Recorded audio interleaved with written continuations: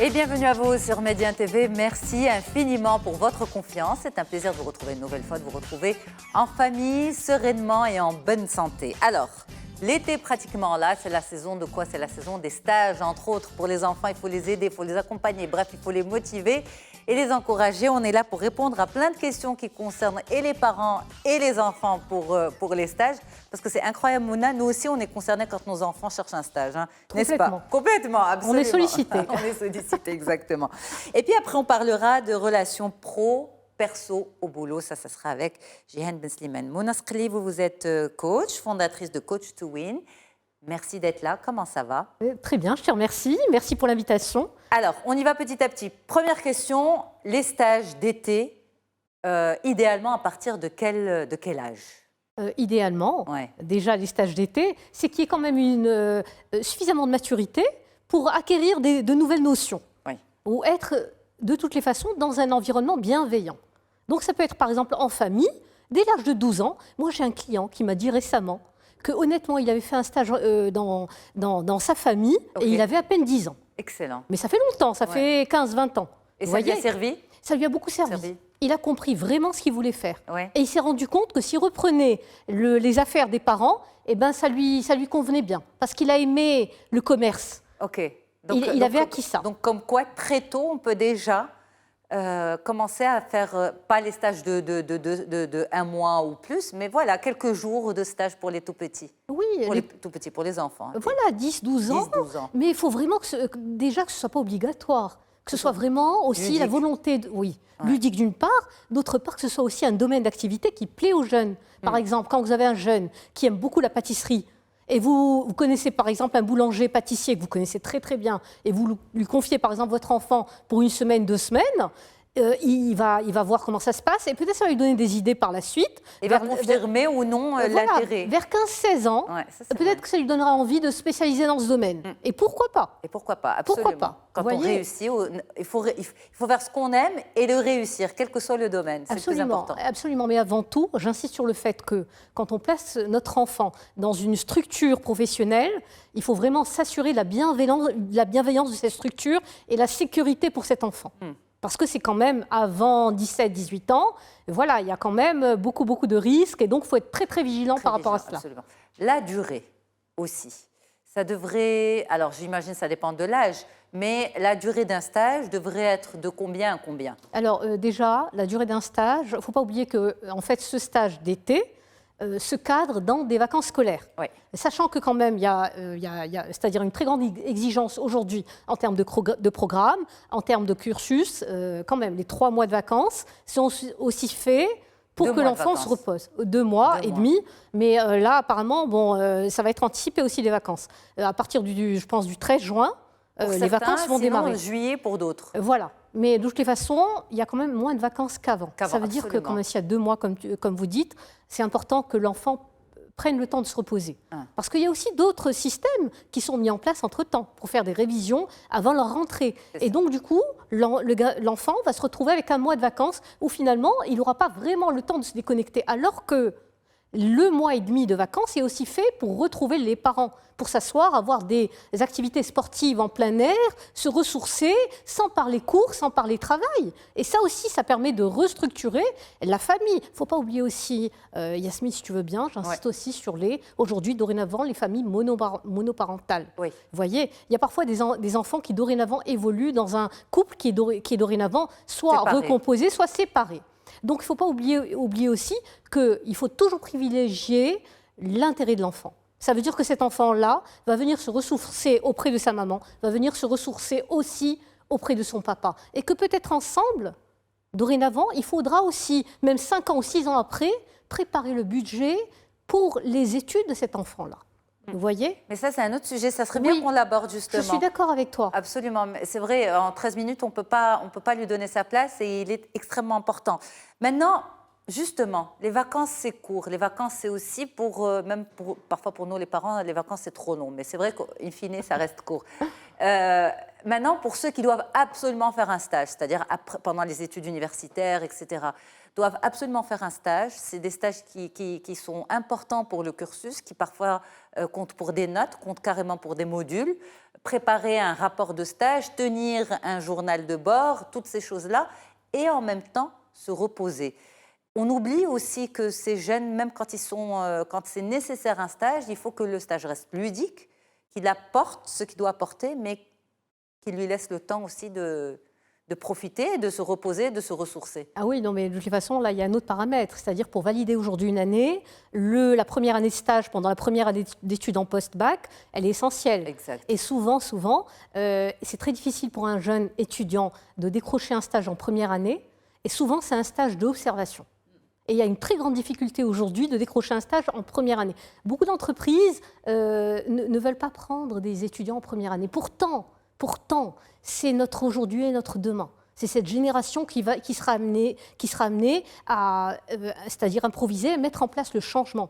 Et avec cet apport créatif qu'ont les jeunes aujourd'hui, avec leur facilité par rapport à la digitalisation, à tout ce qui est numérique, il y a vraiment une valeur ajoutée d'intégrer des jeunes en première année, en post-bac. Mais en parallèle, ce qui est aussi essentiel, c'est que finalement le jeune a aussi la chance aujourd'hui, en cette année 2022, de pouvoir faire des stages en présentiel. Alors que pendant 2 ans de pandémie, absolument, les stages étaient pas faits. Ouais, ils ont été faits en ligne et c'était vraiment pas formateur du tout. Alors qu'aujourd'hui, être au niveau de l'entreprise, c'est déjà pouvoir travailler sur ses soft skills, c'est travailler les interactions, c'est pouvoir aussi apprendre de la relation avec l'autre, de pouvoir aussi travailler sur sa communication, que ce soit une communication empathique, que ce soit quand même une communication positive, mais qui finalement va viser un objectif qui est commun, qui est d'interagir au sein d'une structure professionnelle. Et il y a aussi d'autres notions qui ne sont pas ludiques, mais qui sont essentielles, qu'on apprend dès la première année universitaire. C'est quoi? C'est que le respect d'un code de travail, le respect aussi d'un code lié aussi à l'horaire. Et c'est vraiment essentiel de respecter en fait cet aspect formel du stage. Absolument. Vous voyez, justement, puisque ce qu'on peut faire et ce qu'on ne doit pas faire, les dos and don'ts des stages d'été, ce qu'il faut faire d'abord, respecter le cadre professionnel, le cadre réglementaire de l'environnement. Ça, c'est une nécessité. Demander l'information, la chercher ou attendre qu'on nous donne des tâches à faire? Vraiment, la première année, c'est très essentiel d'apprendre à aller, déjà d'observer, de voir comment ça se passe et ne pas hésiter à venir poser des questions parce qu'en fait, c'est le but. On ne peut récupérer une information que quand déjà on sait comment poser la question et qu'on a quand même déjà acquis une manière de communiquer qui permet cela. Donc, c'est vraiment très intéressant, ces interactions. Elles sont essentielles. Et c'est ce qui permet aussi de donner le côté pratique d'une formation universitaire. C'est finalement, au bout de 4 ans, de 5 ans, quand on est en entreprise, comment ça va se passer. Mais la première année, ça se prépare. Et donc, d'une part. Et d'autre part, il y a aussi des éléments qui sont essentiels et qui sont propres à certains domaines d'activité. Quand on parle d'agroalimentaire ou dans le domaine pharmaceutique, il y a quand même il y a un côté strict en termes d'hygiène et qu'il ne faut absolument pas contourner parce que c'est vraiment la base. Donc il y a quand même un respect d'un environnement qui est vraiment essentiel et que le jeune peut apprendre déjà dès la première année. C'est ça. Ce qu'il ne faut absolument pas faire en tant que stagiaire. Alors, ce qu'il faut complètement éviter de faire en tant que stagiaire, c'est prendre un stage à la légère, parce qu'il y a quand même une écoute de l'entreprise qui est là, donc il y a quand même d'une part. D'autre part, il faut aussi formaliser le stage par le biais d'un contrat qui se fait, en fait d'un accord qui se fait entre l'université ou l'école et l'entreprise. Donc il y a quand même un côté administratif qu'il ne faut pas contourner, qui est vraiment essentiel. C'est essentiel, dans quel sens? C'est essentiel dans le sens où le jeune peut valider son année, peut valider déjà son année, déjà, d'une part. Et d'autre part, ce qu'il faut complètement éviter, c'est de dire du mal de l'entreprise qui vous a accueilli. C'est vraiment essentiel. Quel que soit le parcours. On oublie cet aspect, justement. Quel que soit le parcours, il y a toujours quelque chose de positif à prendre, et de positif à prendre. Et de toutes les façons, c'est une première expérience. Vous voyez? Donc, c'est vraiment très riche d'apprentissage. Absolument. À tous les niveaux. Oui. Alors, rapidement, les 2 clichés stéréotype du stagiaire? C'est ou celui qui pose trop de questions ou celui qui fait rien du tout, qui attend qu'on lui donne des choses à faire? En tout cas, le cliché, c'est souvent en fait le stagiaire qui attend qu'on vienne lui demander de faire quelque chose. Donc c'est vraiment essentiel de venir proposer, voilà, de faire quelque chose. Ça permet aussi d'affûter son sens de la communication, parce qu'au niveau des réseaux, on a souvent des faux profils, alors que là, c'est vraiment du vécu, et ça permet vraiment de concrétiser. Mais en parallèle, il y a énormément de choses à apprendre, et c'est aussi la possibilité de venir prendre des notes pour préparer un rapport de stage, d'une part, il ne faut pas oublier, et donc c'est des choses à ne pas faire, à oublier de prendre des notes, d'une part, parce qu'on ne peut pas tout se rappeler, et surtout, c'est aussi l'intérêt de pouvoir réseauter. Et quand on fait une école qui est connue, c'est aussi voilà, l'intérêt d'intégrer voilà, en fait, un groupe alumni qui est vraiment intéressant. Absolument. Alors, peut-être pour finir, un clin d'œil sur le système d'alternance. C'est presque un stage en continuité, en parallèle des études. C'est un système qui donne de bons résultats? C'est une chance pour l'étudiant, parce que de toutes les façons, au fur et à mesure de l'apprentissage, c'est un apprentissage qui est concret et qui prend quand même 6 mois dans l'année. Ça veut dire que ce n'est pas passager, mais ça permet aussi de s'ancrer dans le milieu du travail et surtout d'acquérir un travail à la sortie de l'université. Exactement. Donc c'est vraiment, vraiment essentiel, c'est une chance pour l'étudiant. Je félicite aussi beaucoup l'approche des nouveaux entrepreneurs aujourd'hui et des chefs d'entreprise qui ont dorénavant contribué à faire confiance aux étudiants marocains. Voilà, en leur donnant la chance de pouvoir leur ouvrir la porte de leur entreprise pour des stages en première, deuxième, troisième, quatrième année. Vous voyez des changements par rapport à avant?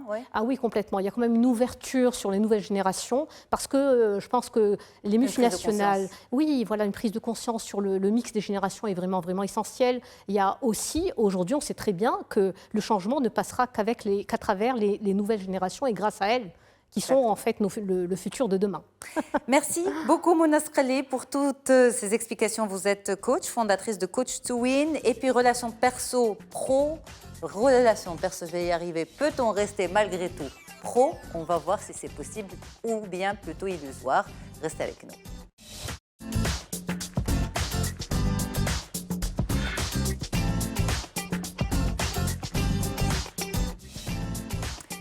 Alors on y va avec Jihan Ben Slimane justement pour ce sujet. En fait, moi j'ai l'impression, Jihan, qu'on ne peut pas séparer le perso du pro. Pourquoi? Je vous explique. Même au sein d'une entreprise, même au sein d'un cadre professionnel, on tisse des relations humaines. On les appelle personnelles, mais c'est des relations humaines où finalement les sentiments entrent en jeu, où on dépasse un cadre purement formel et professionnel. Donc, c'est vrai que quand on pense à ce sujet, relations perso-pro, on se dit oui, très bien, quand on a un couple au sein de l'entreprise, comment on gère, quand on a voilà, un frère, enfin quelqu'un de proche. Mais même au-delà de ça, même des collègues deviennent perso finalement au sein d'une entreprise. Tout à fait. En fait, selon mon opinion, il faut distinguer 3 cas. Okay. Il y a un cas où la relation, elle est déjà préétablie, c'est-à-dire que c'est une famille qui décide de s'engager dans une entreprise ensemble. Donc là, on a un cadre entreprise familiale. Donc la relation personnelle, elle était là avant. Cette relation professionnelle. Donc là, on a plus ou moins un référentiel préétabli. Bien évidemment, tout ce qui est intelligence émotionnelle, l'affectif prend parfois le dessus dans le professionnel, dans l'environnement au travail. Mais ce qui va faire la réussite de cette famille ou de ce couple dans le même milieu professionnel, ça va être le pragmatisme, la maîtrise de ses émotions et la réflexion autour de la pérennité de l'entreprise d'abord. Donc ça, c'est le premier cas. Le deuxième cas, ça va être lorsque justement j'intègre une entreprise et je rencontre de nouvelles personnes et j'ai besoin en fait d'avoir cet esprit d'appartenance au projet. Donc forcément, j'ai besoin d'avoir ma place au sein de cette nouvelle communauté, au sein de mes collaborateurs. Et il y a un aspect séducteur dans les yeux de l'autre pour pouvoir en fait convaincre, persuader. Donc avant même de franchir la limite vers le personnel, il y a cet aspect séducteur qui va me permettre de m'affirmer au sein de la communauté et de légitimiser mon opinion, mon travail, ma stratégie, mes projets.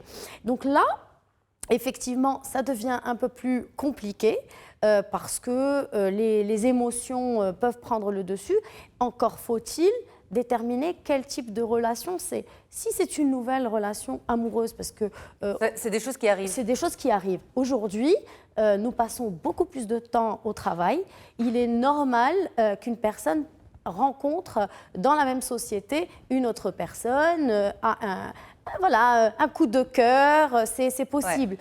Donc là, entrent en jeu plusieurs critères. Est-ce que cette nouvelle relation amoureuse, est-ce qu'elle a de l'avenir ou pas? Est-ce qu'il est important de prévenir ses managers lorsqu'on est sûr que cette relation va être une relation durable et établie? Est-ce qu'il le faut? Est-ce que légalement, les salariés sont tenus d'informer leur employeur en cas de développement d'une relation au sein de l'espace professionnel? Alors, légalement, un employeur ne peut pas interdire des collaborateurs en fait, d'avoir quelconque relation, que ce soit une relation amicale ou une relation amoureuse ou de mariage. Ceci étant, dès lors en fait, que cette relation prend le dessus sur la pérennité ou la performance positive de l'entreprise, là, il peut en fait effectuer certaines actions, comme par exemple des actions de mobilité dans les services, des actions également de recadrage pour éviter d'avoir en fait cette relation fusionnelle et surtout un conflit d'intérêts au sein de l'entreprise. Maintenant, je prends le cas de deux collaborateurs qui se rencontrent, qui créent en fait, qui créent un couple, qui fondent un couple, peut-être une famille. Lorsqu'ils sont sûrs, donc avant d'être sûrs, mieux vaut rester discret. Ouais. Mais lorsqu'ils sont sûrs qu'effectivement cette relation personnelle va être durable, mieux vaut qu'ils préviennent en aparté leur manager ou leur responsable hiérarchique avant que ces responsables le sachent par quelqu'un d'autre et d'autres collaborateurs. C'est mal interprété, c'est mal perçu? Bien sûr, oui. Bien sûr, parce que là, effectivement, c'est un aspect confiance qui n'est plus durable parce que s'il y a ce type de relation en dehors de travail, le manager peut se dire il peut y avoir un abus de pouvoir ou il peut y avoir un abus ou un conflit d'intérêts. Maintenant, il faut aussi rappeler que au travail, nous avons une relation de pouvoir. C'est une relation hiérarchique. C'est d'abord l'employeur qui demande au salarié, le salarié ne peut pas faire ce qu'il veut au travail, pas comme un indépendant. Donc il y a déjà une relation de pouvoir. Lorsqu'on rajoute une autre relation de pouvoir qui est une relation émotionnelle, une relation de couple, une relation familiale, une relation personnelle, c'est encore en fait un autre pouvoir, un autre jeu de pouvoir qu'on intègre. Donc forcément, ça complexifie les relations. Moi, j'ai l'impression que dans tout ça, finalement, la relation la moins compliquée, quand il y a ces deux dimensions du perso et du pro, c'est quand c'est le couple ou la famille qui entame un projet ensemble parce qu'il y avait le personnel avant. Et puis, l'idée, c'est avant tout de faire réussir ce job, etc. Enfin, ce projet. Vous avez dit une chose très importante, vous avez parlé de pragmatisme. Comment être aligné quand on démarre quelque chose ensemble, justement, comment être aligné sur ce pragmatisme et être forcément hyper pro et que pro quand on est dans cet environnement professionnel et pas perso? Alors, la première des choses, c'est d'établir des règles. Donc, établir un référentiel on verbalise. Voilà, on verbalise, on formalise, on peut même écrire. C'est ça, exact. Très bien, exact. Pour que tout le monde en fait soit d'accord sur les conditions et un petit peu comme un règlement intérieur. En cas de débat ou de discussion d'un point, on peut toujours revenir à ce qui a été dit, formalisé. Donc ça, c'est important. Le deuxième point, ça va être garder de la distance. Parce que dans les relations, qu'elles soient personnelles ou professionnelles, lorsque c'est fusionnel et qu'on est tout le temps avec la même personne, nous n'avons pas cette prise de recul sur les choses. Et donc, du coup, au bout d'un moment, cette fusion peut exploser à un moment donné et on n'a plus ce pragmatisme.